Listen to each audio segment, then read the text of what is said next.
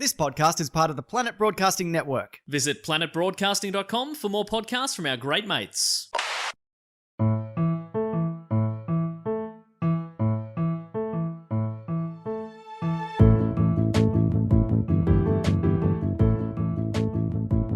Hello and welcome to another episode of Do Go On. My name is Dave Warnocky, and as always, you're going to hear from Jess Perkins and Matt Stewart right now. Oh, hello, Dave. Hello, Jess. Good to be here. Hi, Jess. Oh, she's fucking with you. She's not going to talk. She said she was going to talk, so she's not going to talk. Well, Sass twins. I don't even want you to talk, Jess. Well, you bloody... Oh, she never does what I say. Jess, don't slap yourself in the face. I'm not an idiot, Dave. Well, That would have worked on me. Matt, don't slap yourself in the face. It worked on him. Hey, Dave, why don't you know on the live episodes you do this, but you never in the studio audiences, you never start by going, Studio audiences. yeah! I have noticed that multiple people now have commented that they really enjoy that I do that. And I never noticed that I did that. And I'm glad that I was bringing joy without even knowing it. So basically, we do the live episodes if you haven't heard one. And as I approach the stage, sometimes it feels like the theme song isn't enough to get the applause going that starts a live show. So I approach the microphone by going, yeah! And then people applaud. And wow. You're a natural born hype man. Yeah. Oh, I live to hype. In your blood. And you hype to live. Oh, I'm very hyper right now. Hey, speaking of live shows, Dave, are you hyped about August the 24th for any particular reason? Let me just answer that with one word. Yeah! You can hear that live in person at the Giant Dwarf Theatre in Sydney on August 24th, as Matt just mentioned, a Friday night. About 8:30 p.m. we'll be hitting that stage, and I will be saying, yep, and it's going to be... I'm going to say... Woo! You're going to say, nah. Yeah, what are you going to say, Matt? I'm going to say thanks so much for coming. This is the biggest show we've ever done, and I'm so excited to be here. Okay, I'm going to hold you to that. And that is absolutely right. That it is the biggest show we've ever done, and we've still sold a shed load of tickets. A luckily, shed load? This place fits 2 sheds. Ah. Now, we have sold well over half the tickets now, so please come on down Friday night. Sydney, why would you not be there? Why? Yeah, why? Name a good reason. I'm going to be there. Hi, let's role play. Hi, I'm an idiot. That's why I'm not going to be there. Okay, so sorry, you are an idiot, and that's why you're not going to be there. Yes. Great. Well, Is it that you have something else on that night, or Yeah, being an idiot. Are you all Full right? time. End scene. full-time idiot. Wow, what a character. A man of 1,000 characters as well as noises. Hi, I'm an idiot. Oh. I could think of better things to do, and I'm still going to be there. I was going to say, don't list them because we don't want to tempt people away No. from buying the tickets. If you're interested, the ticket link is in the description of this episode, or you can check out the Giant Dwarf Theatre website. Click it, live it, buy it, enjoy it. Click Love it. Click it. Click it because you love it. That's beautiful. You are an idiot. Just a quick little twist on the Yo Play slogan. You lick it because you love it. That's so gross. Is that right? No, it's you lick it because you like it. Yeah, that That would sounds make way more better. sense, yeah. This is gross. You love it because you lick it. Oh. Yeah, that's no good. The 90s, huh? What a weird time. They also told us that Yoplait was French for yogurt, and I'm 90% sure that's a lie. Yeah. Yeah, right. I mean, I don't speak French. There's nothing worse than being lied to by the advertising industry. Haven't Idiot, they is done that you enough? back? Yeah. I'm back. Baby. It sounds like you would work in the advertising industry. Yeah, does it? Yeah. Well, maybe I will. All right, I'll give you a great reference. Okay. Thank you. Why is he just getting references from strangers he meets? Yeah. He This is doesn't a have guy any that actual- previously hated me, but is now saying I should get this job.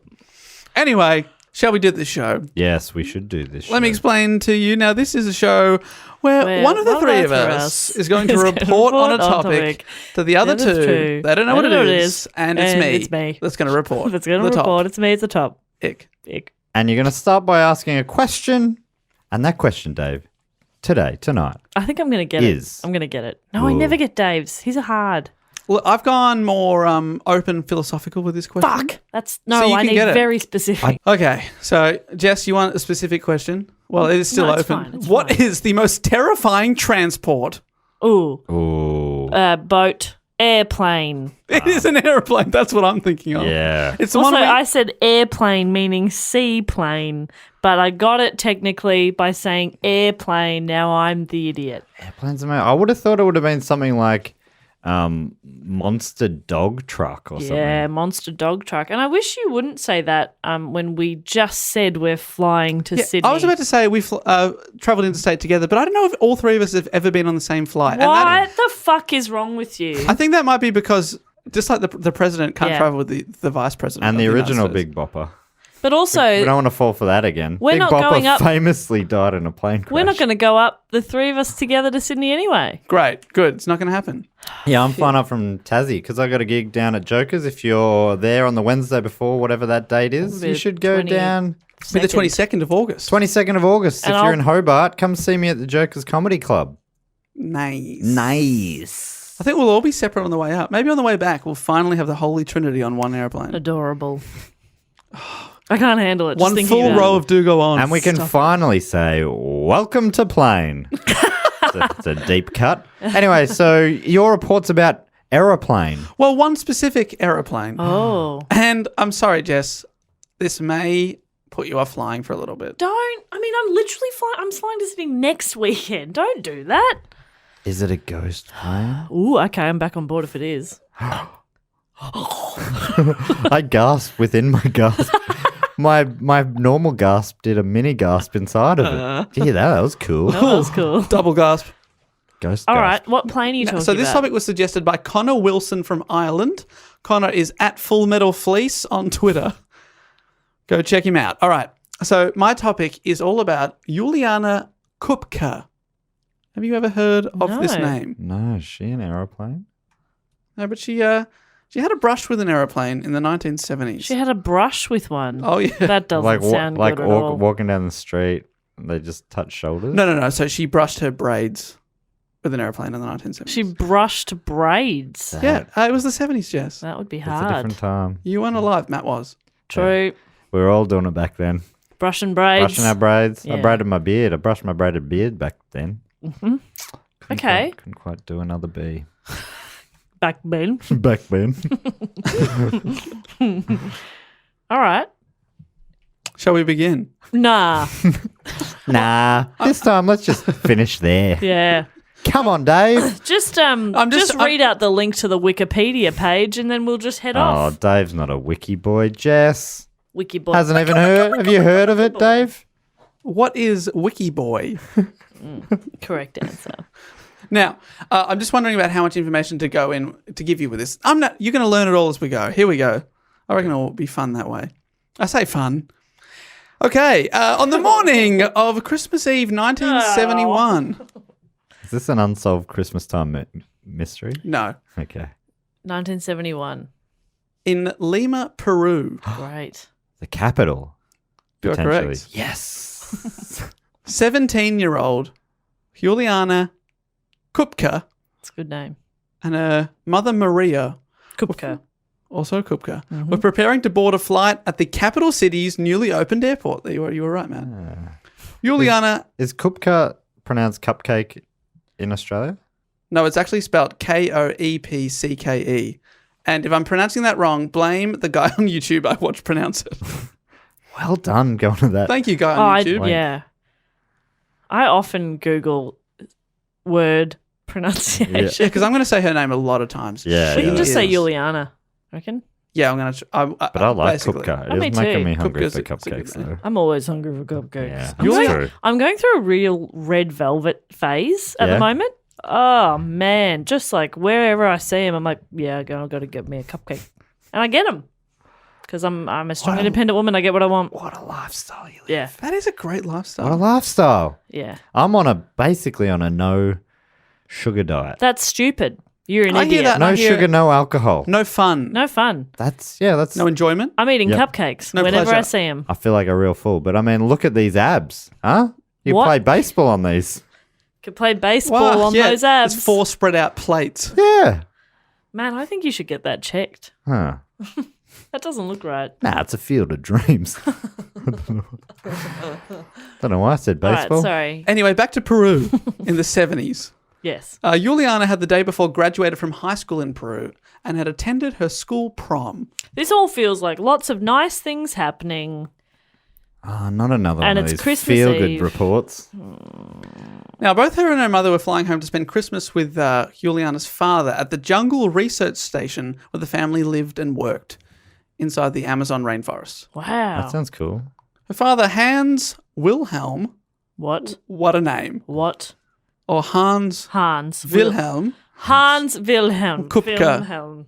Wilhelm Koepcke, what a great name. He was a German zoologist and ornithologist. He liked birds. After Horny for Orn. he's a horny orny. I like birds. I like birds. Oh, I like birds, all right. Look him up there. Nesting. Oh. Don't like this. I don't like this character. I mean, you did it. I know. One of your 1,000 characters. I'm going to harvest their eggs. No, he was more like, yeah, birds are good, yeah. Oh, birds, they are so interesting. I must study them. Flippity flip. Oh, flappity floop. Oh my God, the other day I watched a video of a penguin chasing a butterfly. Oh, shit, it was so cute. Oh my God. What is your life? Cupcakes and butterfly videos? My life, to answer in one word, is whimsy. I thought I'd describe it with a rainbow emoji. It was so cute. I showed everyone around me. It was the best. Strangers? No, I was. Look at it. Look at it. It's a bird chasing a butterfly. So cute. He's like flapping around. He's having the best time. Oh, so cute. I think about him sometimes. What now? He's just flapping around. It's so cute. They didn't show you the bit where the penguin caught the butterfly, No. pulled its wings off and ate it. No, they're just playing. They're friends. Playing They're in his still tongue. living happily together, Dave. They're fine. Oh, God. If you hear me chuckling, that's what I'm thinking about. Back to Hans Wilhelm. After graduating university with a doctorate in 1947, he was so desperate to conduct research in the South American jungle that after World War II, without a passport or any money, he dug into a cargo of salt on a ship bound for South America and hid until it arrived. He hid in the salt. Yeah, there's a God. stowaway in the salt. There are worse ways to go, in my opinion. I just have a little lick every now and then. Ooh, free salt. You're like, why is all the salt so wet? Just picking up bits of salt. No good. Once he got to South America, he walked from one side of the continent to the other just to reach Peru. Fucking hell. That's how desperate he was. He is a bit of a badass, and as you will hear, his daughter inherited many of his badass qualities. Great. Hans Wilhelm met Juliana's mother, Maria, a German-born ornithologist. She liked birds. Look, birds. Look at them. Like bird. She's high-pitched. Yeah, you like birds too. Maybe we could catch up for a movie. We'll watch a movie about birds. Oh, What do you reckon? Alfred Hitchcock's The Birds. Yeah, that sounds good. What do you... Has it got lots of birds in it? Why did Dave steal my character? What the fuck? Oh, I'm sorry. Patriarchy, Jess. Yeah. Oh, sorry. Yeah, I should have known my Sorry. place. I'll take this one from here. I'll play the lady characters. Thank Sorry, you. I have so many. Got so many split personalities. I just forget who I am sometimes. I understand. I apologize. No, that's okay. So do I. Oh, dear. Can't keep it down. Fuck off, bird lady. So sorry. Will not be hearing from her again. Anyway, the pair met at a university in Germany, and together they lived and worked in Peru.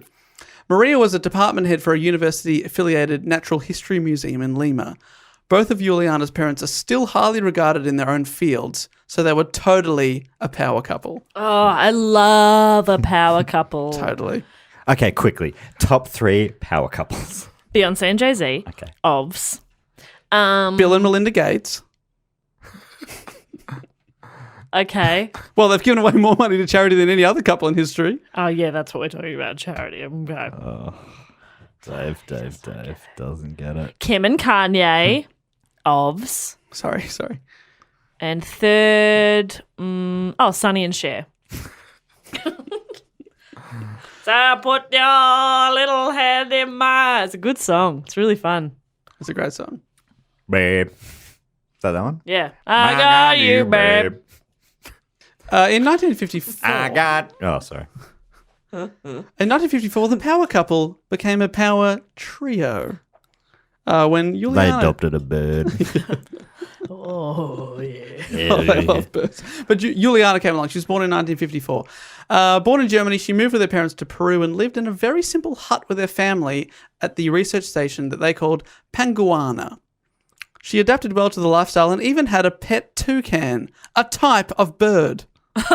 Yeah, no, yep.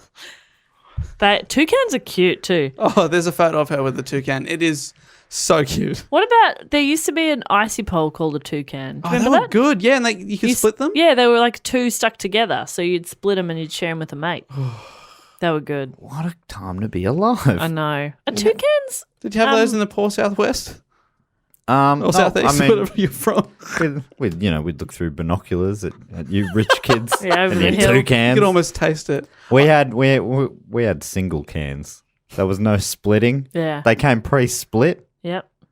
and they were on the ground in the dirt. Yeah, okay. That's odd. That's funny because what I And would... people kicked us in the face.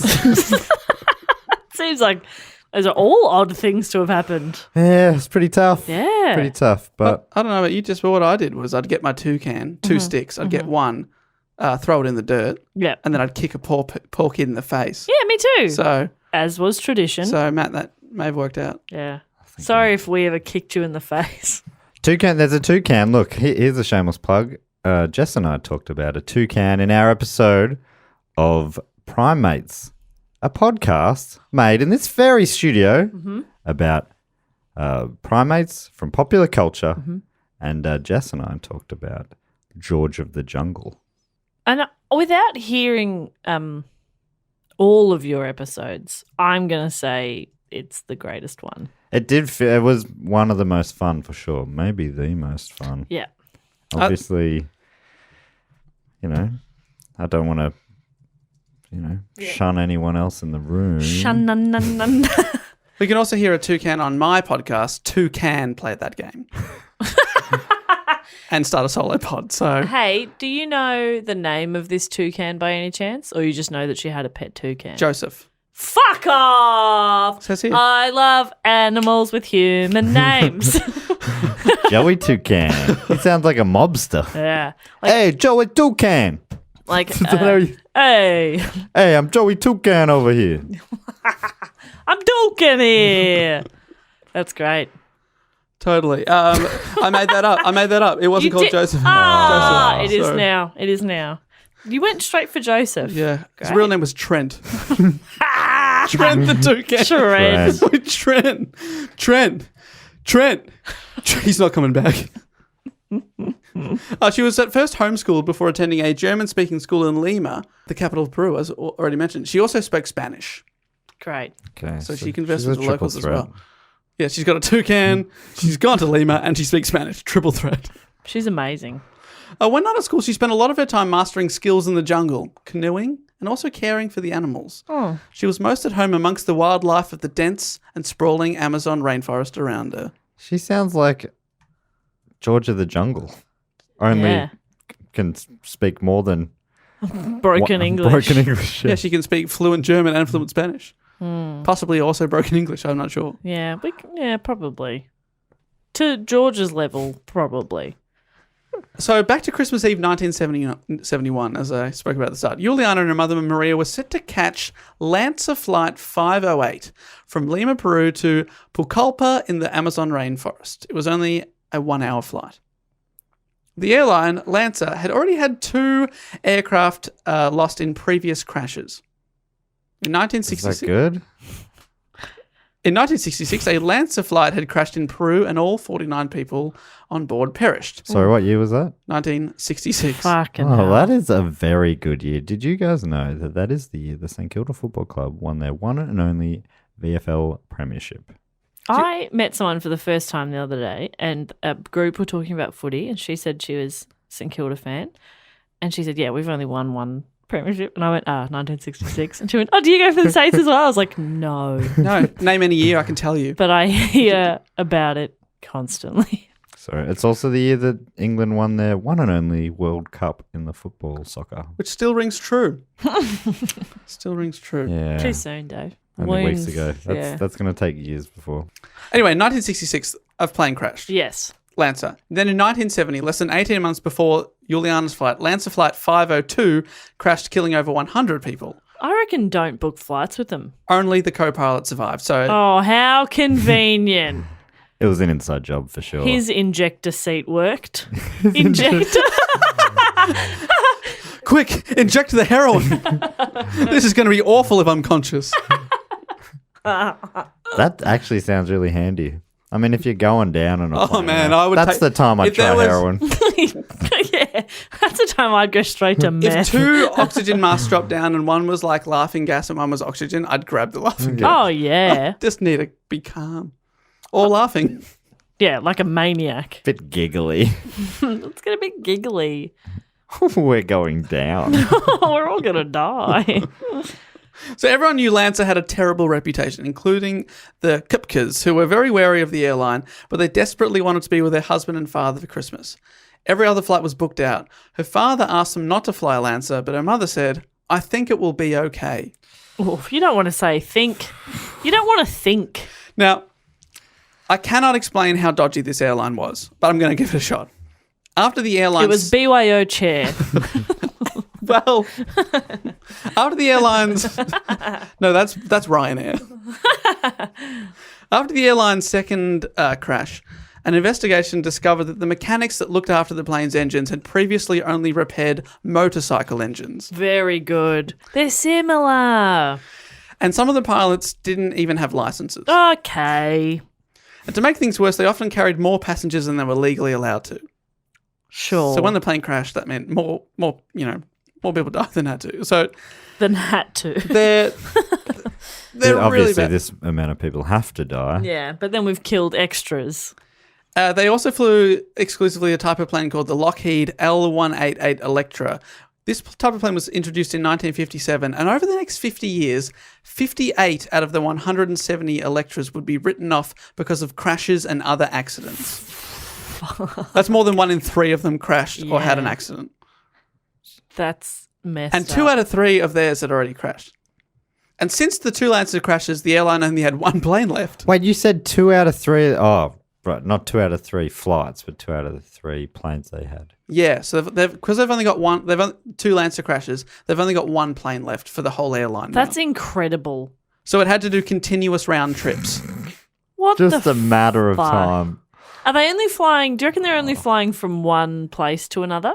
No, they're doing a few different cities. They're That's- doing Cusco in the Peruvian mountains, this place that Juliana's going to, and then also Lima. And flights were expensive back then, right? Yeah, it costs a lot. And also they're flying over the Andes Mountains. They're flying over a rainforest, and that often means, like, because at the bottom of the mountains, that often attracts storms because of change in altitude and air and stuff. So on this particular day, the plane was 7 hours late. That's promising. So everyone was tired, angry, and desperate to get home for Christmas.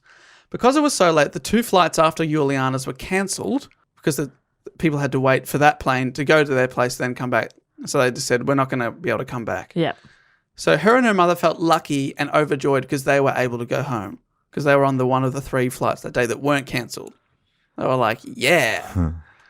So the plane took off about noon with 86 passengers and 6 crew members. Juliana sat in row 19, 2 from the back, sitting in seat F against the window.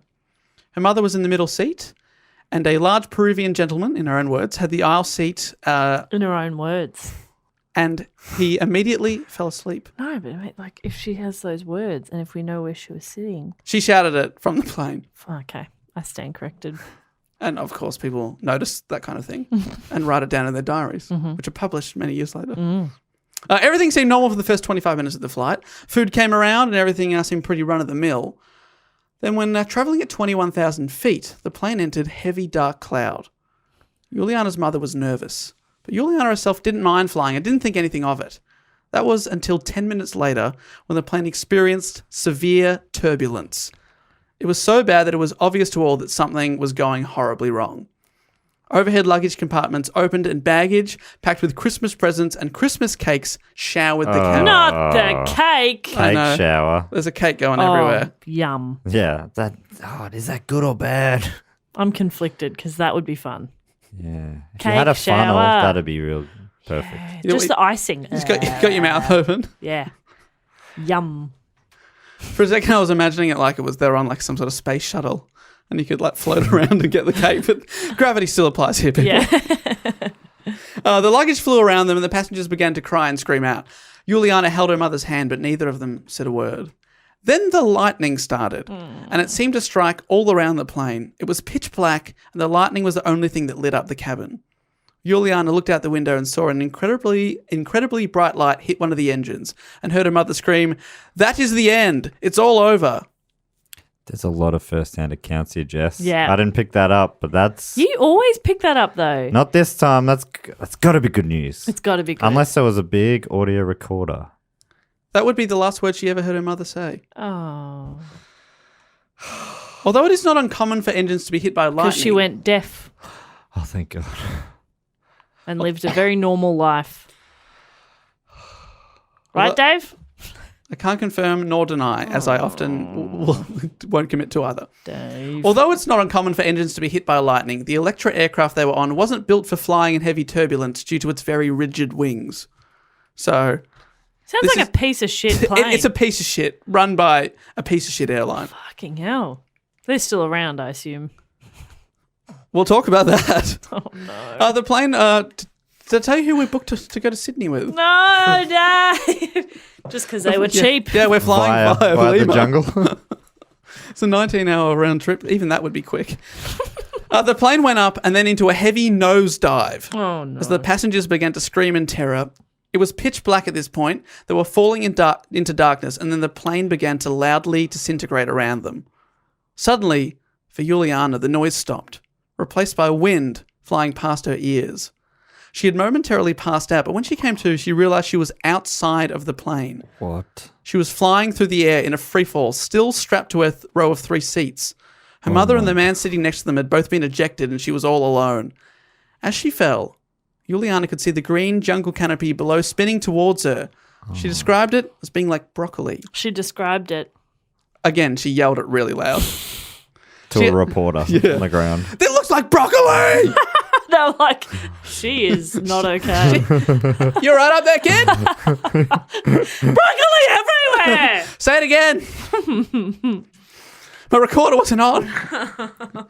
She had no Wait, so time. she ejected her row of seats? Injected. Oh, sorry, injected. Bloody hell. Also, she's very high at this point. She's taken a lot of crack. That's you can't do that anymore. That feels like a cool function. Where are you ejecting through the roof? No. The plane has just fallen apart around her. Right. She has not hit eject. She's just been ejected. Right. I find that crazy that the plane has just fallen apart. The turbulence. Because it was the so way it's been- rigid. It was so bad. And yet also this plane is not designed to go through crazy storms and wind, which So it is just falls apart. rips it apart. Didn't have That's any fucking give. crazy. Yeah. Also, because the engine's been taken out, it went into a nosedive and it's flying so fast, practically straight down. The air is just ripping it to shreds. Isn't that why big, like, tall skyscrapers they'll have give in them? So they bow move, with the yeah. wind. If they were rigid, they would just snap in half. Basically, that's what's happened to you. It snapped. Fuck. So she's flying through the air, looking at the broccoli. She had no time to be afraid. It all just happened very quickly. The seatbelt squeezed her so tightly that she couldn't breathe and she blacked out and lost consciousness. Oh, I wonder if there's a parachute on this row of chairs. That would be very convenient. Otherwise, They should have parachutes on planes. yeah, just on everything. Yeah, good point. Just Everything. put it on In case you trip. Yeah. I saw two I like guys trip on the exact same step at the gym today. And I was like, All right, Jess, you went to the gym, mate. yeah, I did. I'm really sore. If they had had a parachute, would either of them been alive today? Maybe. We'll never know. Again, I cannot confirm nor deny. Did you audibly laugh out loud? No, I just did a little like, I mean, the steps were all lit up. Like they really go to a lot of effort to make the step visible. Yeah, well, I didn't say it. Okay, so I'm sorry. Only an idiot would trip on a step. Oh, okay, so now I'm an idiot. Isn't that your name? Yeah. Shut up. I know you are, but what am I? That's a classic. My brother used to use that one a lot. Anyway, Dave, sorry, do go on. So something obviously very dramatic has just happened. She's been ejected. She's fallen through the sky. What the fuck? What the fuck? Juliana had just fallen more than 3 kilometers or 2 miles to the ground. Amazingly, the next day she woke up and looked up into the canopy of the jungle. You know that is the exact distance of the Melbourne Cup, She fell the Melbourne Cup. She was definitely thinking that as she was falling. which is a So how did she know it was the next day that she'd woken up? She believes that she had hit the ground about lunchtime, been passed out all afternoon, all night, and then woken up the next day. Right. I reckon she's just woken up. Anyway. Straight away. She was underneath the seats and covered in earth and mud from the rain that had showered her unconscious body all night. She called for her mother, but all she heard was the sound of the jungle spreading out for miles and miles and miles around her. She had lost her glasses, which she relied on quite heavily. So she's a square. Oh, 4 eyes. Well, no longer. She's Yeah. now cool. Normal. Normal amount. I'm wearing my glasses right now for those. Yeah. Playing And along before home. you tweet at me, I also wear glasses. I didn't fully get the I didn't fully get what Jess was saying then. I'm like, yeah. Oh no. Oh, hang Oh, on. Don't say it. But she had lost her glasses and she was only wearing a self-described sleeveless, skimpy miniskirt and 1 sandal. Do many skirts have sleeves? No. Sleeveless mini It's got to be a skirt. dress. It's got to be a dress. It's a mini dress. Dave just does not get Fashion. Hey, I said self-described. That's what she described her outfit as. Yeah, true. I would describe it as flaming. And 1 sandal. 1 sandal. The other one had come off in the crash. Interesting. She was suffering from a concussion and could barely see. Her left eye was swollen shut. She couldn't see well out of her right eye. And also she didn't have her glasses. Yeah. She'd also had a fractured collarbone, which she could see through the skin, but apparently didn't hurt. She had some deep gashes across her body. She had a ruptured ligament, but was able to walk. Although it did take her a few times to get up because she was so concussed, everything was spinning around her every time she tried to stand up. Oh, that's not a good feeling. Now, you're probably wondering, how the hell does someone fall from a plane the height of the Melbourne Cup without a parachute and survive? That is what we were thinking. Well, Juliana herself has 3 theories as to how she survived. Love it. Mole people. Number 1 is mole people. Yeah, Number Juliana. 2 is- She gets it. Big puffy broccoli. Yeah. You just bounce right over the top of that. Yum. I love broccoli. Number Yeah, I 3, love broccoli too. Could just eat it. Eat it raw, eat it cooked. Eat it that sweet spot in the middle where it's not quite cooked, not quite raw. You can roast it. You can steam it. You can chuck it in a stir fry. Yum, yum, yum. It's a wonder plant. A wunderplant, as your German people as say. Hans Wilhelm would Yeah. say. Yes. Wunderplant. Oh, I'm so sorry. Juliana, eat your Wunderplant. Yeah. So 3 theories. Number 1, she fell on a large jumping castle. That's not. No, these are the real theories. During storms, I kid. during storms, often Gotcha. We got punked right here on live TV. Sorry, Ashton. Ashton, you missed your cue. During storms, jumping castles are often blown into the Amazon rainforest. Oh, did it again! God, He's so good. somebody stop me! I have a drink, hurt my voice. Okay, serious ones. Okay. Serious answers only. Thank you. Serious suggestions only. All right, guys. All right. During storms, jumping castles can be inflated to twice their usual capacity. No, drafts of air are known to be sucked upwards into the sky, and this could have slowed her fall. So she's coming down, air's coming up. Yeah, okay. Maybe. Second theory is that she fell. When she fell, she was wildly spinning. Remember, the broccoli was spinning around. The row of chairs she was trapped to, because she was in the middle, may have spun like a helicopter. And slowed her fall. Both of those are sick. Yeah, I wasn't sure where you were going to go. Matt, you can go for theory number 3 if you like. Lock one in. And finally, she fell on thick vines that were entwined between trees in the thick Amazon jungle, and this really could have cushioned and slowed her fall. Yeah, and I made this sound. Brrr. Yep. What number noise was that? That was number 1, baby. Number 1, canopy saving woman's life. Number 1 with a bullet. Woo. Oh, bullet, did you say? I think my mum's personal favourite there was bang. Bang. He's got many bullets in the repertoire. So many. Yeah. I think it we was reckon. a group of guardian angels. A group. Oh, yes. That got her and flapped their wings and gently put her down and then broke her leg. Put her down? Yeah. Oh, no. No, just like... They lay her down. Down. And when she wouldn't pay up, because their service costs a fee, they broke her leg. And you pay up or we break down. And they stole her glasses. And then did they repair her leg and break her collarbone? Yep. Yes. She had some sort of ligament. She had a sore ligament. That's right. You're right. Idiot. Pay up or I will damage one of your leg ligaments. And walking will be possible but It'll uncomfortable. be quite uncomfortable. Yeah, that's what I thought. Yeah, that's what I thought Punk. you would pay. Okay, so her parents' research station was only about 30 miles away from where her body had landed. But to travel through the thick jungle, it can take hours to just get a few hundred meters. And that's with a machete and proper clothing. So she's got nothing. Oh, my God. During her time at the station, her father had taught her a lot about the jungle. And unlike nearly anyone else I can imagine in this situation, she didn't panic. She could hear planes flying overhead, obviously searching for survivors, but the jungle canopy was so thick that she knew they couldn't possibly see her. The jungle was so dense that the authorities couldn't even see where the plane had crashed. Wow. It was like it had just been swallowed up by the jungle.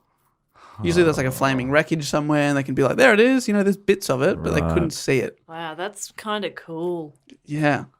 Yeah, but that makes it so thick that maybe that canopy of vines or whatever Maybe slow theory it down. Whoop. It could be possible that if all of those things happen, I Yes, guess. it could be a combination of all three of those things that just basically... 4 of those things, guardian angels. Thank you. Yes, basically it's a miracle. Guardian mole people. The biggest miracle, of course, being guardian angels. Yes. But Juliana knew how to deal with the jungle, and knowing that no one was going to find her, she now knew she had to find help herself.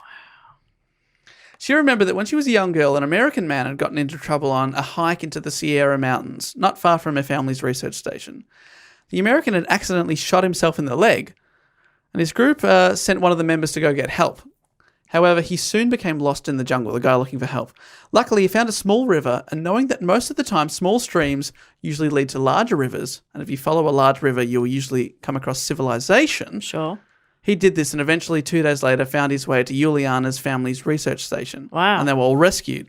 She never forgot this story and its lessons for those lost in the jungle. Find a stream, hit a river, find the people. Remember that. And if Okay. this podcast saves one life in the Amazon rainforest, We it'll will all be worth take it. your $1 million reward. Yes, Thank please you, pay yes. up. Should you say Hopefully it's say the it one more life time? of a millionaire. Bajillionaire. Oh, bajillionaire. And That'd be then good. they give us $1 million each. I wasn't listening. What were the 3 steps? Find a stream, find a river, find the people. Stream, 3 river, people. 3 simple steps. What if you... Is it an issue if you get straight to the river, say? Can you just go river, or No, if you you just gotta find find the the stream. people... If you find the people, keep walking till you find a river. No, stream, then river. If you find a river, then you know you're on the right track to finding a stream. Yeah. Which will get you back to the river, Correct. which will get you to the people. Yes, Correct. and if Matt saves one life on this podcast, If you don't collect all 3 in order, Yep. you will die. Start again. You will You not will, make it. You will not survive. When she was able to get to her feet, she realized that she could hear the sound of running water. Oh, that's convenient. Apparently, it had been there. She'd been there for hours and hadn't really noticed the sound. Suddenly, her ears sort of became attuned to it, and she went, "Hang on, I can hear water." and she followed it, hoping to find a large river. The only food that she was able to find around her was a bag of candy that had fallen from the plane and a Christmas cake that had landed near her. The sweets were edible, but the Christmas cake was covered in water and mud. And it wasn't completely smashed. Like, that would be a smushed cake. Yeah, when she tasted it, it tasted so bad that she left it behind. She later realised that this was a very, very foolish because she should have taken every morsel of food with her, no matter how badly it tastes. But at the time, she had no idea how long she'd be in the jungle for. Yeah. The sweets ran out on day 4. Oof.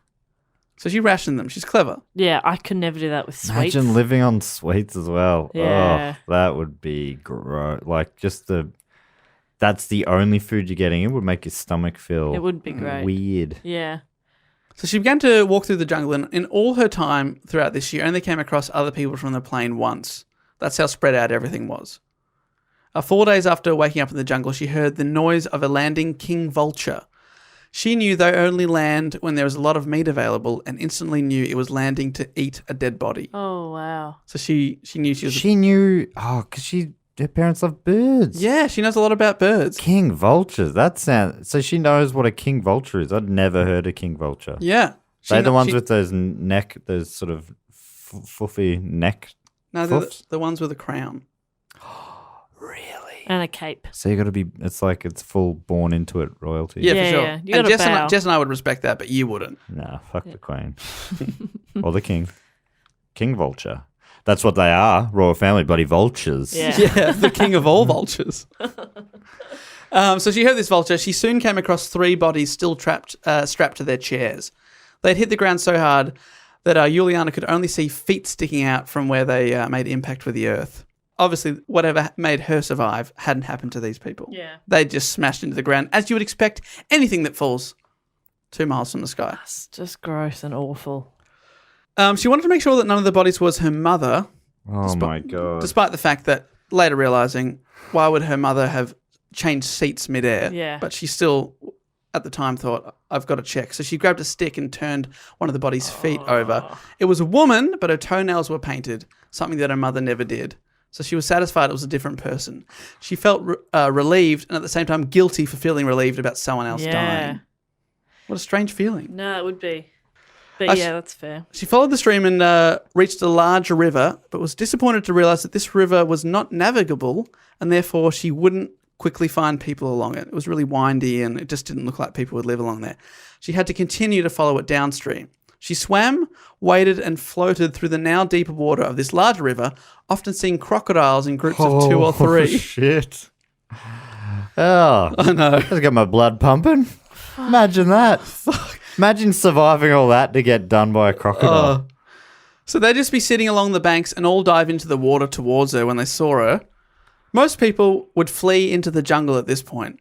But Juliana held her ground and kept swimming, knowing that going into the jungle was certain death. You couldn't get anywhere. She sounds like the smartest person. Yeah. What a ledge. Wow. She also knew from her time at the research station that this type of caiman crocodile are almost always afraid of humans, and rather than diving at her, they were diving into the water to hide, and she would feel them swim underneath her. Oh. Wow. So she's just holding a nerve. She knows what kind of crocodile is this? A caiman crocodile. Caiman crocodile. They're more scared of you. They're Okay, vegetarians. Cool. That's interesting. Creepy though. Yeah, that would That would be freak that'd me be a out. rush. Oh, fuck. Wouldn't your heart be pounding? You'd be shitting yourself. Oh, your ass would be pounding too. Everything's pounding. My ass is pounding. My collarbone feels fine, but my ass is pounding. Oh my god. She was most wary of poisonous stingrays hiding at the bottom of the muddy water. So whenever the water This level... river has fucking everything. It's terrible. It's reminding me of that episode of The Simpsons where what was the Daredevil? We've talked And about this and he had to one. jump. Lance Murdoch. Lance Murdoch had to jump the pool. Which had sharks in it and like electric eels, and then they put a line. Lions with then they he's got put he's got a little snorkel on. Yes. And then they put in 1 drop of human blood and they also start going crazy. And then when he falls in, he's okay, folks. So gross. So that's basically this river. So she was worried the water level, when it was shallow enough to wade, she would carry a large stick and poke the water in front of her in case these stingrays were there. Oh my These God. stingrays were the only animals at the forefront of her mind, not the snakes, crocodiles, piranhas, spiders, jaguars, or scorpions that she was also likely to come across in the jungle. Or what about those ones that those little fish things that swim up your dick hole? How does it always come back to that? It always does. It's been a while since we mentioned them, and I'm glad you brought them back to our attention. Was it you who taught me about them? Was it me who was? I think one of us found them when we were working in for a quiz show? quiz show. They are And they're a a myth. They Yeah, are they're a a myth. myth. But What a myth! what a myth! What a myth. If my legacy could be to come up with a myth like that, my God, I would die a happy man. As she travelled downstream, Koepcke discovered more wreckage from the plane, just little bits and pieces here and there. Sadly, no food. She also saw planes flying overhead over the first 9 days. But when this stopped, she theorised that the search had been called off. Sadly, she was right. The authorities had given up on finding any survivors. She was all alone. She knew now more than ever that she was going to have to be the one to save herself. This is a good time to remind everyone that she's only 17 years old and has one sandal and no survival tools whatsoever. I feel like we've talked about a lot of badasses, but at the moment she's got to be towards the top, Yeah. the baddest of all. And the I asses. never heard her name before. No, neither. Crazy. Admittedly, I'd never heard of nearly any of the names. Good point. of the badasses. Yeah, the bad. Yeah, good point. Most of the badasses are from World War II as well, Yeah. which Wow. obviously is a whole other thing. But yeah, she's just amazing. wild. Like I reckon a lot of people would have made so many different worse choices so far. So a lot of people, possibly, I've heard people theorize about this, would have just stayed in the spot hoping Yeah. to find help. But she knew in that dense jungle and no one was going to see Yeah. her. So she'd Yeah. see these planes and there's no way to signal them. I They're reckon- not She gonna- didn't have a flare on her by any chance? Yes. And she didn't use It was it. in her left sandal. Oh, no. She had a flair for fashion. Yeah. She was flaming. She had a flair for survival. She sure did. I need to hear more. Please keep going. This is so cool. At night, just before nightfall, she'd get out of the river and she'd need to find a place to sleep. She'd look for something that protected her back, like a tree trunk, and then would cover herself with leaves for a bit of protection. It would often rain all night long. Oh my God. The cold droplets felt like stinging needles as they hit her skin. Which sounds terrible, but if it didn't rain, it was probably worse, as that meant mosquitoes would almost eat her alive all night. Yeah, but like a bit of mist rain would be okay. You know? Yeah. Halfway. That kind of misty rain. Yeah. That'd be all right. Yeah, is that too much to ask? That's quite nice. Yeah. On a hot night. Yeah, another little Keep it mist. nice and cool. Little mister. Yeah. Off to sleep I go. No, no. No. I think it would be horrible to be kind of shrouded in mist all night long. But if it was hot enough, it'd be all right. Yeah. And if your back was protected by a tree or something. Yeah, and you were Or- covered in leaves or something. Yeah. Oh, if you're on a waterbed, Yeah, you don't want to That's, yeah, if you're feeling a mist and you're sleeping on a waterbed, something's gone wrong. yeah. You're probably sharing it with Patch- Edward Scissorhands. got a leak. Patch that leak. patch that leak. One day, she heard the call of a bird she knew. Birds saving her again. Okay, I need to ask, do you mean species of bird or specific bird? Is She it knew Jonathan? That bird. Is it Joseph? Joseph. Joseph flew in and saved her. He was looking for her. He never gave up. He never gave up despite the planes. No, she heard a bird she recognised, a crested chicken. What's a crested chicken sound like? I think you already did it before. Oh, yeah, that's what it would Yep. be. And she knew that from any other bird. Yep. She's like, oh, that's a crested chicken. Crested chicken. A jungle chicken. Is it a kind of chicken? It is a... I don't really know much about the crested chicken. I mean, it feels You like should it's have a known that kind of chicken. There would be other questions from us. We're not going to just. We're sit not going to back. let you get by with a crested chicken. Fact drop. Come on, mate. Come on, mate. Do you know us at all? Jeez Louise. Crested chicken. Bok, bok, bok, bok. I made it a jingle. What have you done? If the one I'm looking up, it's also known as the reptile bird, skunk bird, or stink bird. I wish she'd called it a stink bird. So really, she smelt a bird she recognised.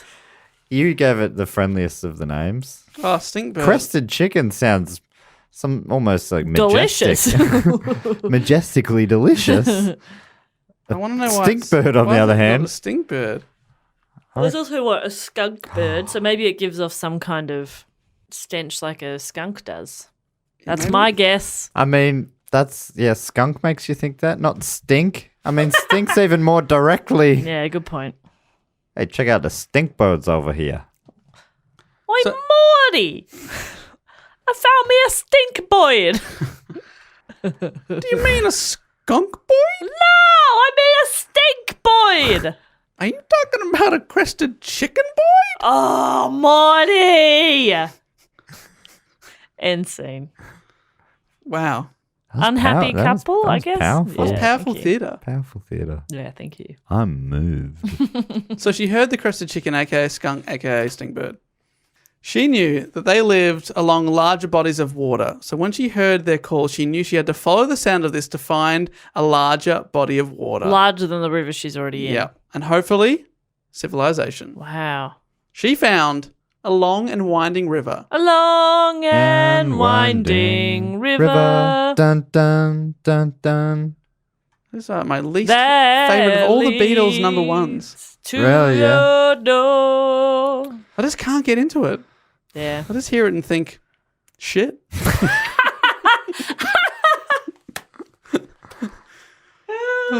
What do you think, sorry? Shit. And I'll tell Paul to his face. Wow, I wouldn't even think of it. Matt's just looked up a picture of Oh, that's a stink boy. the crested chicken, and it's amazing. It's got like That's a party bird. what a hairdo. Yeah. That is amazing. It's got a party do. Party do. It does look like a very 70s bird. Yeah. Yeah, it does not exist now. No, it died December 31st, 1979. Okay. So she found a long and winding river and travelled down it for days. Sadly, she had no idea that another nearby river that travels in the opposite direction has boats travel down it all throughout the year. If this had been the river she'd found, she most likely would have found help within a couple of days. Wow. However, there are several offshoots of this main river that travel deep into uninhabitable jungle. So if she'd been accidentally washed down any of them, she may have never been found. Right. We're still in Peru? Yes. Deepest, darkest Peru? Yes. Paddington. Paddington country. It is. This seems like a very. Is this the origin story of Deep Paddington? I'm getting to the bear. But by the 10th day, she couldn't stand properly and just drifted along the edge of the large river. She recalled, I felt so lonely, like I was in a parallel universe far away from any human being. That's the end of the quote. She never felt hungry, but without any source of food, her body was starting to give up on her. Yeah. You'd get to a point of over hungry, so you wouldn't really be feeling hunger anymore, but she'd be so weak. And I think she's just like in this headspace of must survive, Yeah. keep going. But Wow. it gets to a point where your body's like, I need energy. And Yeah. she did she try and eat the stink boy? No. I think it would be difficult for her to catch with her bare hands. Probably can't eat it raw either. She's got bare hands. Is she Paddington? Yeah. You hate yourself. I enjoyed it. That I does, enjoyed it. that does not say much. He's an idiot. This is all true. That's not the idiot voice, Dave. Yeah. I think it is. How'd I do? Is that what I sound like? No. Oh my god. It's like the most animated your face ever gets. It's full mouth opener. On the 10th night, she found a place to sleep on the side of the river. Now so weak, she didn't even notice a boat tied up in front of her. She's just sort of zoning in and out, basically semi-conscious. That would feel like a mirage. And When she yeah. came to, she noticed the small boat, thinking that it was an hallucination. So she sort of put her hands out and touched it and was like, oh my God, this is a boat. It's a very small boat. She looked around for people, but instead saw a steep embankment with a hut above it. She tried to get up the embankment, but was so tired it took her hours just to get up this little hill. It's very muddy and she had to sort of just basically roll up. Oh, with a broken collarbone Yeah. too. Oh, shit. Eventually she got into the hut. She saw a boat engine wrapped in plastic, but no people, and being so tired, she just fell asleep.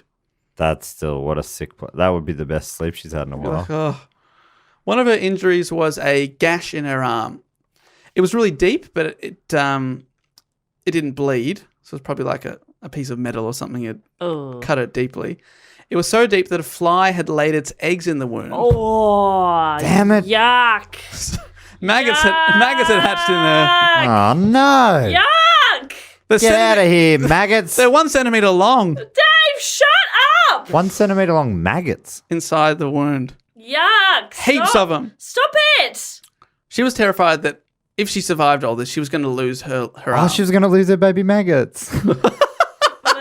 Oh! Yuck. She was prepared to do whatever it takes to stop her from losing her own arm. She remembered that once her father had treated a dog's wound that had become infested with maggots by putting kerosene onto the wound. Oh. So she sucked. I don't want to lose my arm. I'm going to set it alight Oh with my kerosene. God, Dave, don't say that next sentence you're going to read. Don't. Don't. It's not that bad. It is. You said sucked. She sucked gasoline out of the boat engine in the hut and then poured it into her wound. Yuck. The pain was intense as the maggots tried to get further into her arm. Oh, you piece of shit. I know. Ah. Then, she's such a boss. She pulled 30 maggots out of her wound. One by one. Yeah.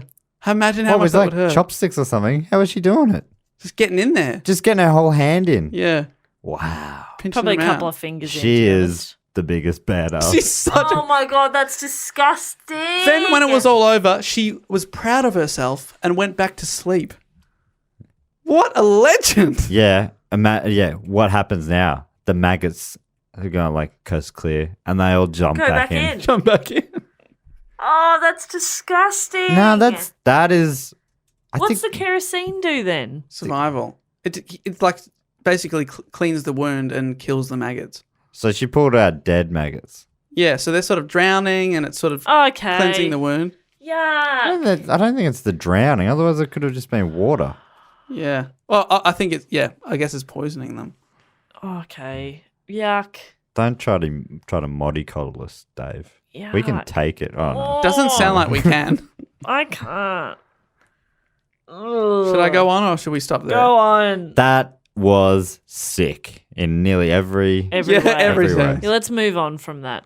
So she went to please. sleep. The next day, she suddenly heard voices of several men outside the hut. To her, they sounded like angels. Uh-oh. She knew she was You safe. called it. Oh, I'm You scared. called it, Jess. Guardian angels. I know, but I'm scared. Are they safe men? When this Oh. group of Peruvian lumberjacks first saw her, they freaked out and stopped talking immediately. They thought that Juliana was some kind of water goddess, a figure from local legend who was a hybrid of a water dolphin and a blonde, white-skinned woman. As opposed to a land dolphin.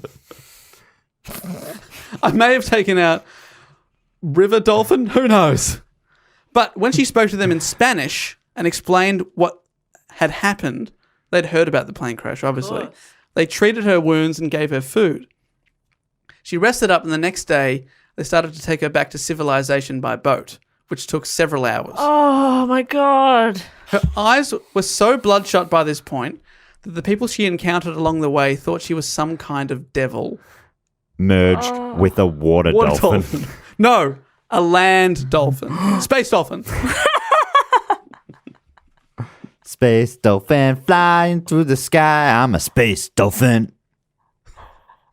The next day, the space dolphin was reunited with her father. No. They held each other very tightly. No way. She had spent 11 days alone in the Amazon rainforest. Remember, 17 years old.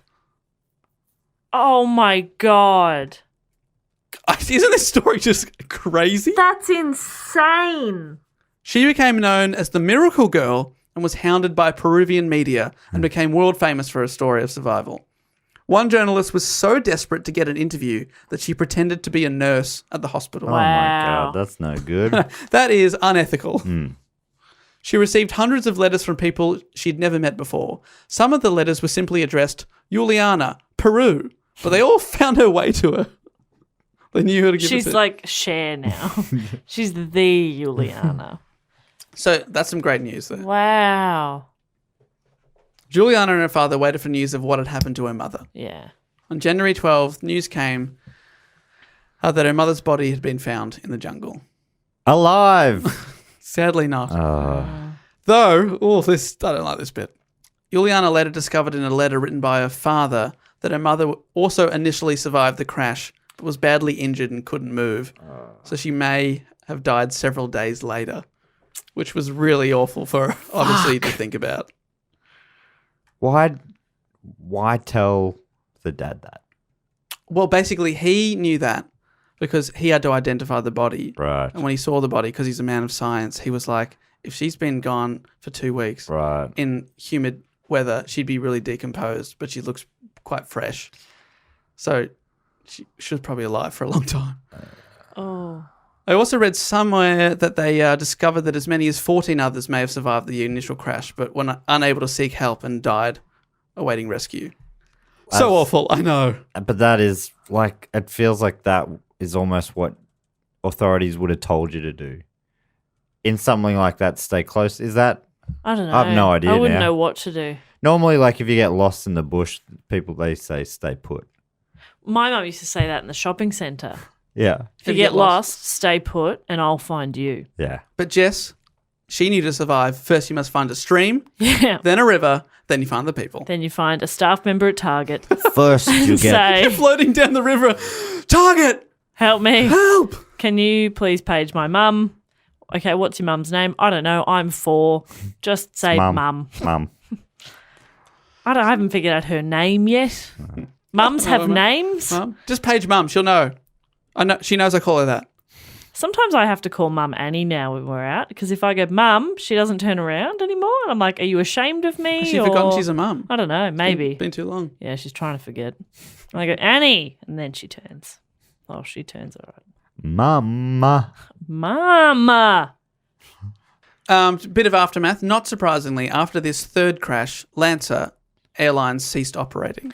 Interesting because not because of any kind of legal ramifications, because they ran out of fucking planes. They've got no planes left. We've decided, with the current circumstances, not having any planes, we're probably going to take a little break. On our terms. Yeah. And we're going to go back to fixing motorcycle engines.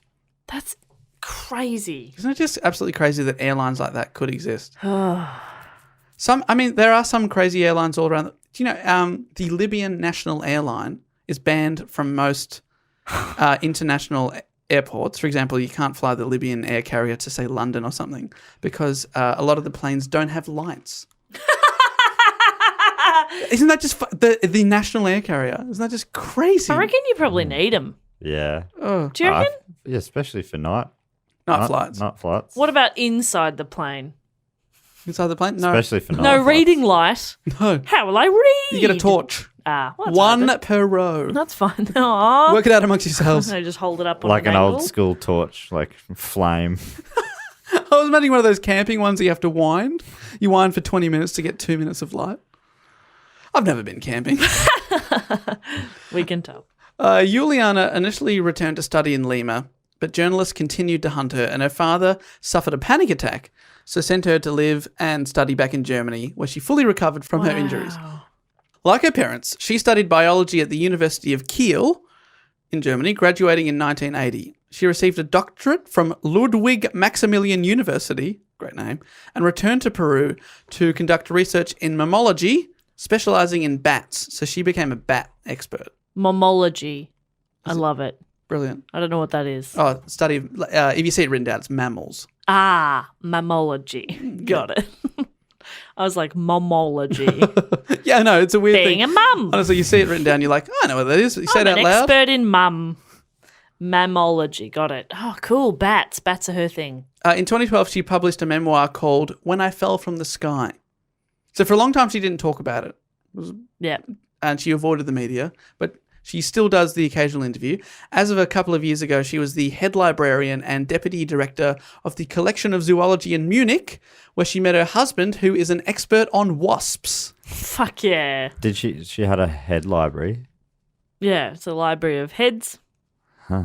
Full on. Yeah, the jungle will do weird things to you. You know Futurama? They've just got all those heads of celebrities in like jars. It's like that. Do you reckon that's what the future's going to be? Fuck, I hope so. Yeah. Just keep surviving in a jar? Yep. Especially people from like the 90s, the 80s, 90s and today. It's funny how all the people who were in jails there were from that brief period of time. Yeah, but that's just how it happens, I suppose. That's insane. She's still devoted to her parents' research station, Panguana. Wait, she's still alive? I don't know why that's surprising to me. Yeah, she's still alive, and her and her husband visit at least a couple of times a year to Peru. She'll outlive us all. So she I has to think. go on planes, which she amazingly can do. Apparently, she gets quite nervous flying, as you can imagine. Yeah, imagine she's pretty picky with her carrier. Yeah, for sure. Probably doesn't fly a Libyan Air. No. A few years ago, Panguana became a nature reserve in Peru. The incredible filmmaker Werner Herzog made a TV documentary in 1998 called Wings of Hope, which is named after the inscription on the monument to the victims in Peru. There's a monument there. And the Wings of Hope there's also a monument to her because she was able to survive. You can watch it on YouTube and it's really great. He made the documentary because at the time of the crash, he was making a film in Peru and he was due to fly on the plane that was cancelled that I mentioned at the start of the episode because Juliana's flight was delayed. Wow. So he was basically getting on the next flight. And I've linked to the doco on the show notes. It's really good. It just goes for an hour. In 2010, Juliana, racked by survivor's guilt, said this. I had nightmares for a long time, for years, and of course the grief about my mother's death and that of the other people came back again and again. The thought, why was I the only survivor?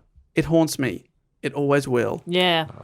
It would. And you'd Crazy. also feel a lot of pressure, I think, to like make something of your life. Do you know what I mean? Yeah, like absolutely. something I was supposed to survive or something meant that I was the one who survived. Now I have to do something with that life. That's crazy.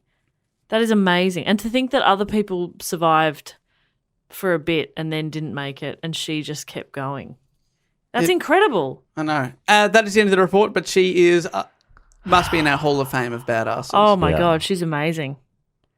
How incredible. I just would have sat there and cried. You'd if I'd need a lived. fair bit of therapy though, wouldn't you?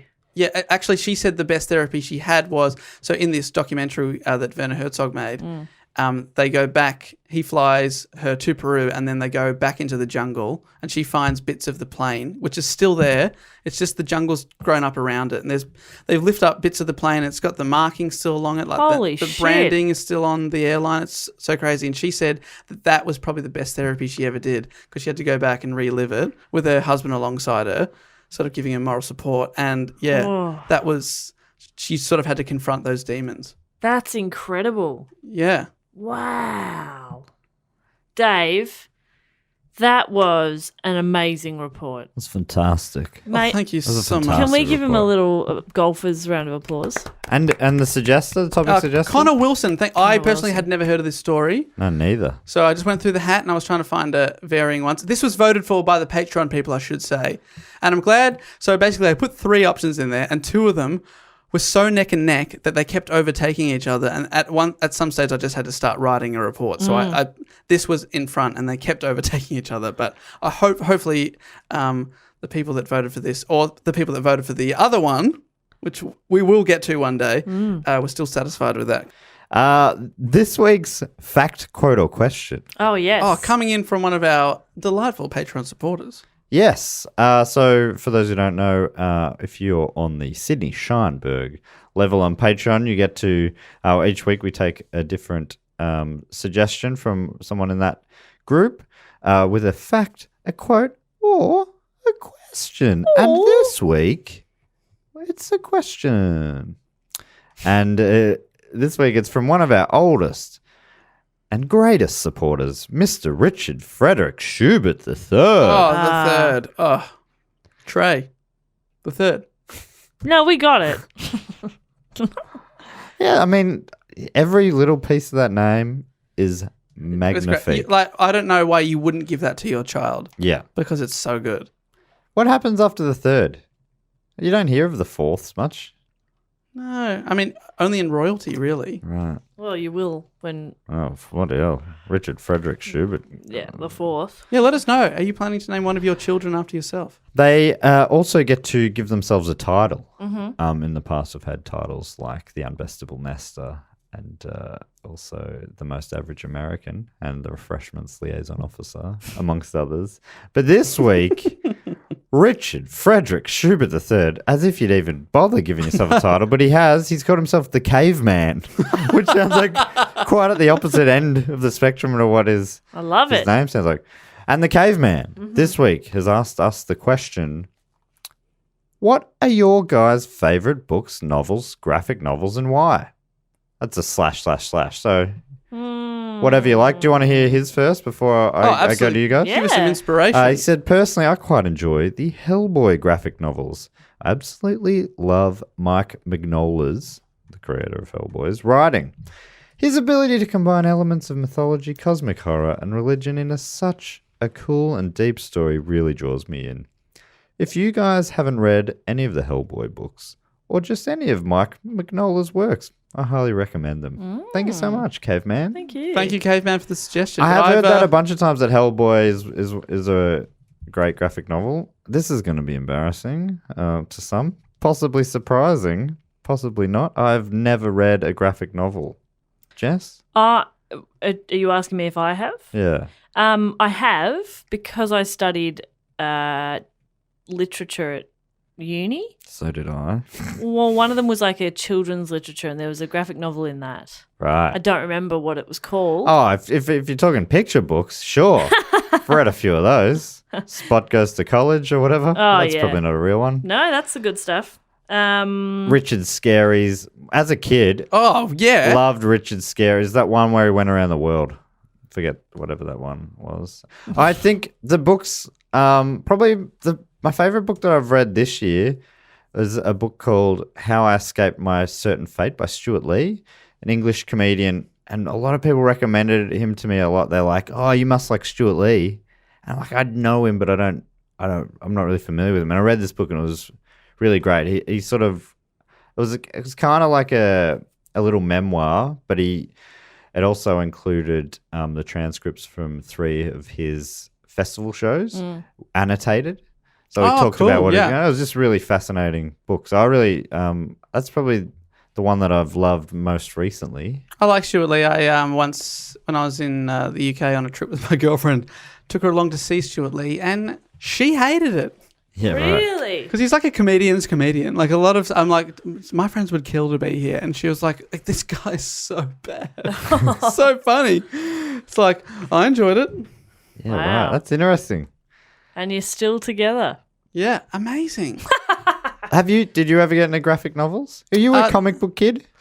Yes, The Phantom. Oh, of course. Obviously. Of course, the cheap Phantom. The only graphic novel I ever owned was I used to like this band Coheed and Cambria that Matt and I were talking about off air. I was right into them briefly.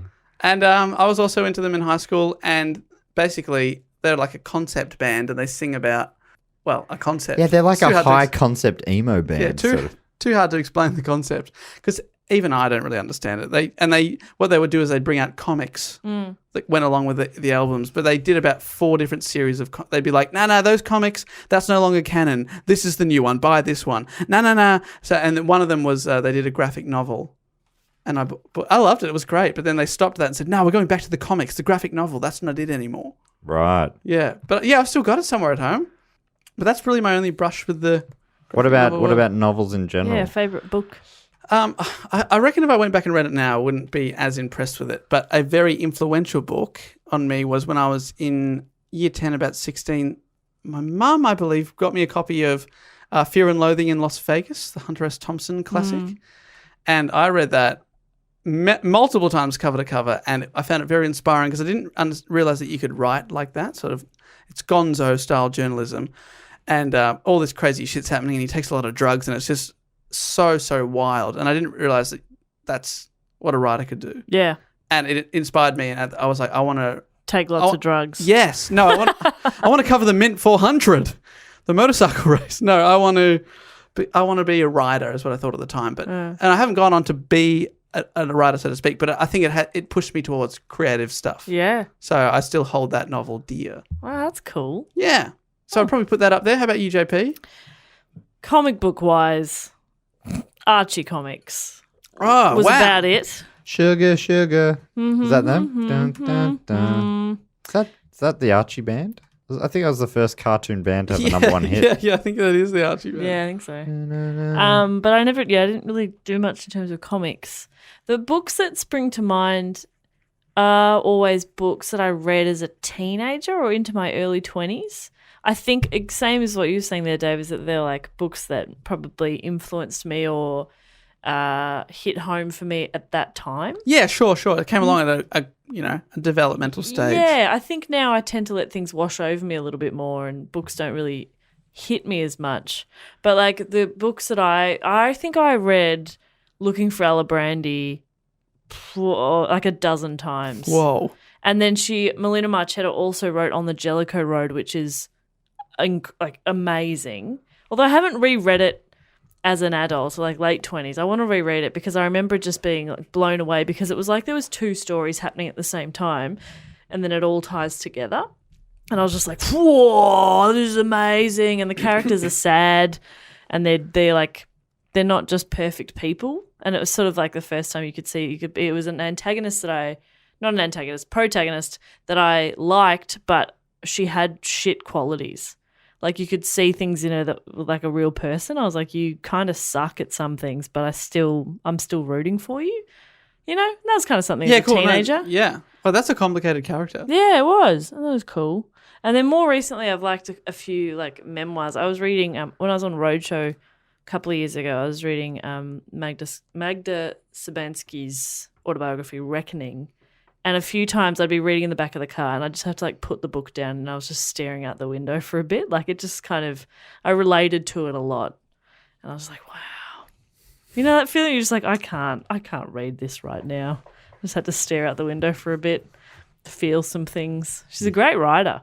So many memoirs are written by people who aren't writers, who have done amazing things in different fields, but they're not writers. So you're kind of like, okay, it's a bit like, and then this happened. Yeah. And then I did this. And then this happened. Then I want a Grammy.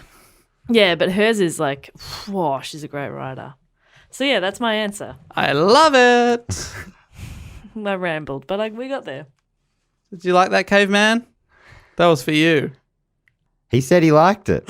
I checked with him. And we also like to do at the end of our episodes is thank a few other Patreon supporters. And we normally do it, Jess normally gives us a little game. And while Jess is maybe thinking of a game, we should just explain that if you haven't heard us talk about Patreon before, it's a way of you guys, if you listen every week, supporting the show. And if you do so, you sign up at patreon.com/dogoonpod or check out our website, dogoonpod.com.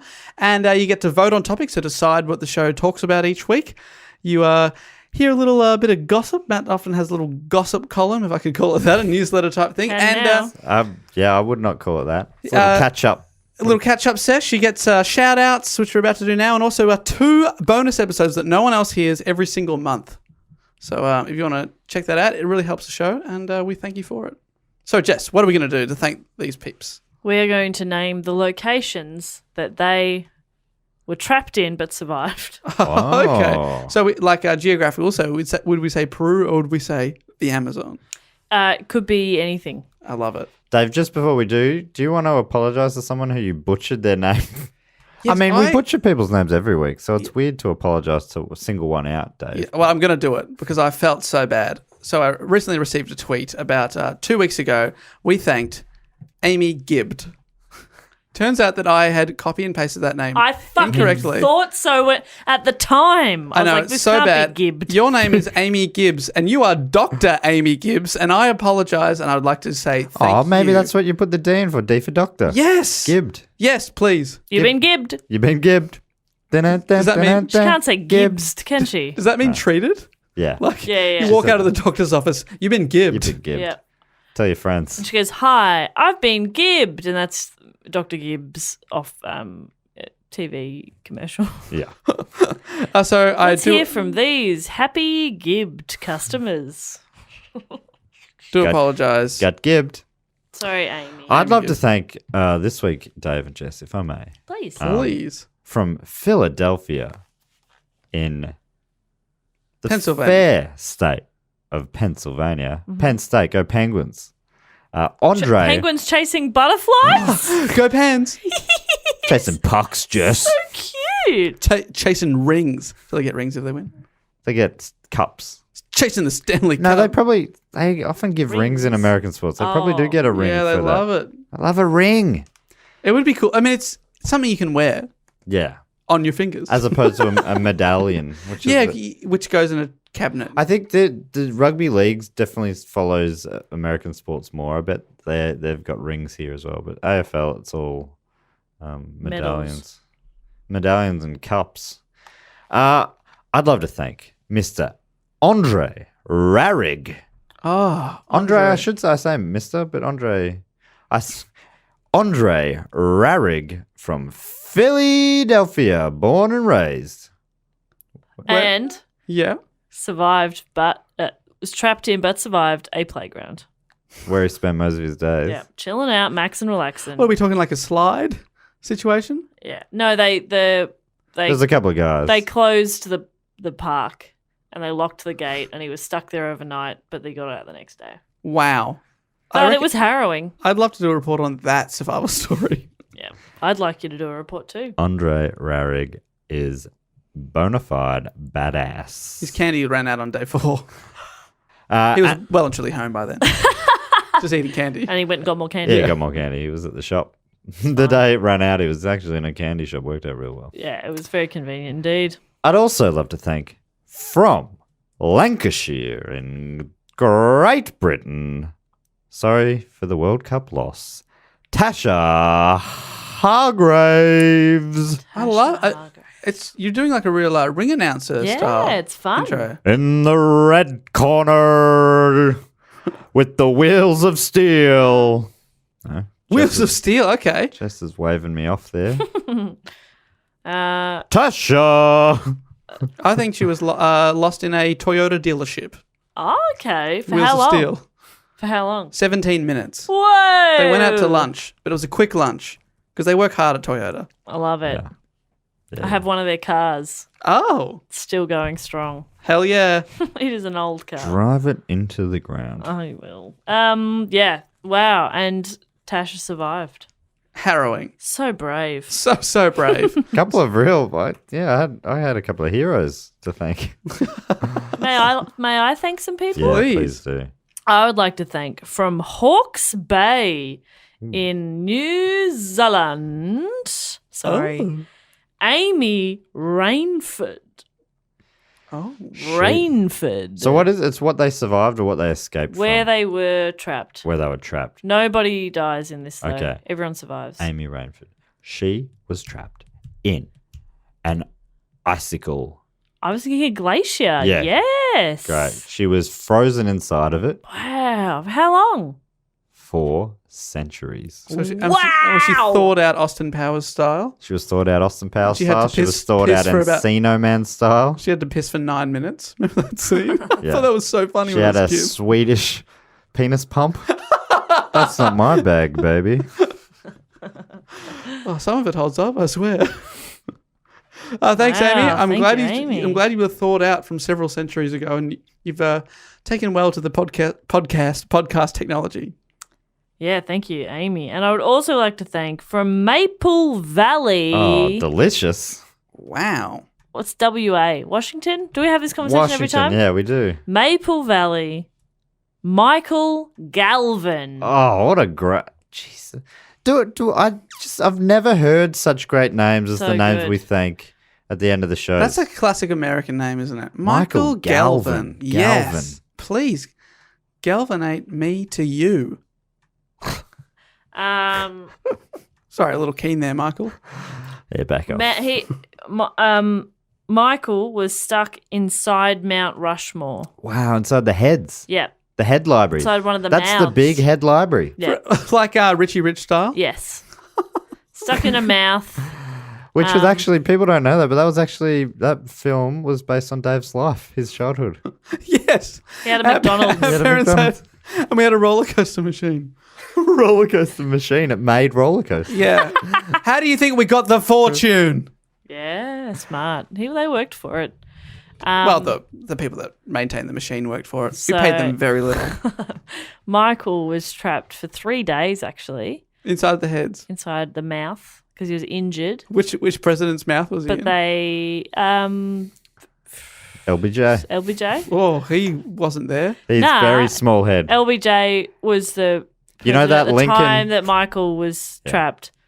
Dave, if you'd let us finish. Yeah. LBJ All the way. reported to the media that Michael had been trapped inside George Jenkins. the Meet George Jenkins. Just George Jetson. the far left. Really? Stalin. That is far left. Anyway, continue. All right, thanks, Michael. I would like to thank. Well, it's my turn. I would like to thank from Shaker Heights. Whoa, that is a great name. That is Shaker good. Heights in Ohio. Ohio. Gazaimas to you, Nicholas Gilbert. Nick Gilb. I love that. Shaker Heights. Wow. Shaker Heights. I mean, Shaker Heights, Ohio. Can we go there, Dave? Can we go there, Dave, Jess? please. Can we go there, Dave? I'm looking at where it is. It's close to Akron. Ooh. Yeah, baby. So that's a strong yes from me. Tire country. Fuck yeah. And let me tell you, just The how wheels far of away steel. from Gary, Indiana, we're looking. Just a short 5-hour drive from Gary, Indiana. We can put Yes. that on the Golden Mile trip. Hell yeah. That's another thing we should say. I think we're over 85% of the way to our American tour goal on Patreon. That's right. And every person we've so far thanked helping us get there. So thank you. Nicholas Gilbert from Shaker Heights, Ohio. Matt, where was he trapped? He was trapped inside his own mind Wow. For how long? for 3.5 million seconds. Wow. I don't know why I put it in those terms, but I just wanted to hear Dave figure it out. It sounds like a lifetime. All right, let's do it. 3.5 This is million. good radio, Jess. Would you get away with this on Triple J? Have you ever had to call a text in and say, how long is 3.5 million seconds? I've never had that. I've never had a caller text in and ask that question. No. Stick to math boy. All right, 3.5 million. So you got 60 seconds in it. How I'm googling is it. exciting. I'm going against the clock here. Oh, I googled how Google. Oh, Google. How long is what did I say? 40 days? Okay. Oh, yeah. I mean, that's a Oh, long yeah, time in that's your a long mind. time. Similar to Jesus in the desert. So it was stuck Yeah. there for 40 days and 40 nights. Yeah. Is that true or is that Noah's Ark? And Noah's Ark was that was a much longer. That was 2 of each. Yeah. It's a whole different kettle of fish. 2 of them. So he was stuck inside his own mind for 40 days. 40 days. But only 39 nights. you know when you just get trapped in your own head Ugh. on stage? Story of my life. Yeah. I'm just too in my own I'm head. just in my own head. Yeah. Thanks so much. I just got to Nicholas Gilbert. feel it. Just, be there, be present. Be in it. Be And in finally, I would like to thank, all the way from LBJ, I would like to thank from Blackwall, New South Wales, Chloe Hawkins. Oh, I love that name a lot. Me too. That is a rad name. I'm Yeah. a fan Yes. of Chloe. That's It's a good rock name. star. Good stuff, Chloe. Chloe Hawkins. Yes. That's sick. Wow. I think she was trapped in a jukebox musical. In Siberia? Yes. Wow. Like the bad comeback song from that band that Red Simons was in? Skyhooks. Skyhooks. Yes. Absolutely. Chloe Hawkins, thank you so much for your support from Blackwall. What a place. Let me just see if Blackwall's near Sydney and whether you'll be coming to our show. And while he's doing that, I'm going to sing a little bit of Jukebox in Siberia, which I loved as a kid, by the way. But I've been told since it's a bad song. Here we go. A jukebox in Siberia. A jukebox in Siberia. Well, let me just cut you off there, Matt, because Chloe Hawkins is only... If she left now, she could be at the Giant Dwarf Theatre in 1 hour and 16 minutes. Whoa. Worth it? Hell yeah. Yeah. Walking or driving? Driving. Oh, how long walking though? 9 hours, 42 minutes. What about public transport Now. options? Can you put it into millions of seconds? 4 hours, 9 minutes public transport. Oh, that's not good, is it? That's shocking. We'll pick you up on the way through. Yeah, it can't be that hard. Can you pick up with a plane? I think if we ask nicely. Well, we'll be there in, about 6 weeks. So about Can you 3.5 million seconds. Can you plane pool? Oh, that's not far away, I reckon. Yeah, I reckon. Bloody Zap me up. Remember the penguin chasing a butterfly? Yeah. So cute. I'm going to pull it up and show you. Let's wrap it up so you can see the cutest thing ever. All right, you guys Google it as well, and then we'll all watch it at the same Oh time. my And God. whoa, I'm looking at it. Thanks so much for listening to the episode. Bloody appreciate that. You want to rate us on iTunes? Always a bonus. You want to subscribe to us on YouTube? That's always nice. You want to go to our website, dogoonpod.com, and then you can see all the links to everything you need to know in ways to Oh my God, there are multiple videos of this happening. contact us. And while Jess is on YouTube, maybe I can also tell you that we're on YouTube at youtube.com/dogoonpod. And if you subscribe there, we put up all the episodes there too. And there's a few other things, including live videos of some of the live episodes. Hell yeah. Hell yeah. Hell yeah. Vinnie Paul's last band. Hell yeah. Hell yeah.